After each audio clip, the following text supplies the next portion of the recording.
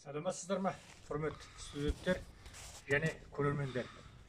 Қазіргі әлемде белең алған мынау қауіпті кеселді жағдайға байланысты, барлық алынған шараларға байланысты, барлық оқу орындарының студенттері және оқытушылар ұжымының ұзақ мерзімді карантинге жіберілгенін білесіздер.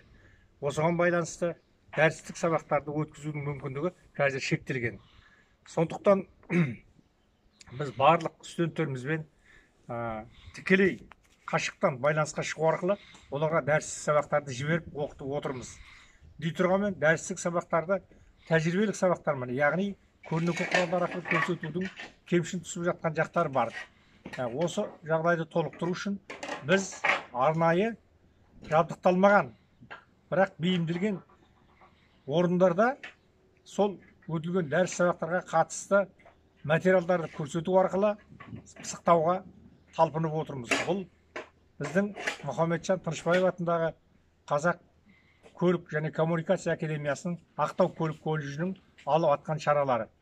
Біз осы шаралар арқылы автокөліктерге техникалық қызмет көрсету, жөндеу және пайдалану мамандығына дайындалып жатқан студенттерге бірнеше бейне роликтер түсіруді жоспарлап отырмыз.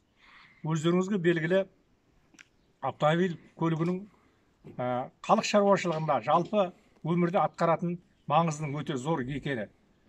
Автокөлік негізінен 3 бөліктен тұрады. Ол автокөліктің қозғалтқышы, шанағы және шассиі.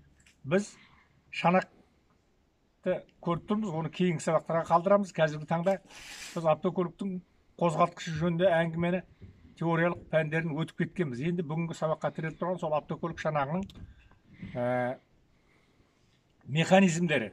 Өздеріңізге белгілі, автокөліктің қозғалтқышында екі түрлі механизм болады. Ол иінді шатунды механизм және газ тарату механизмі.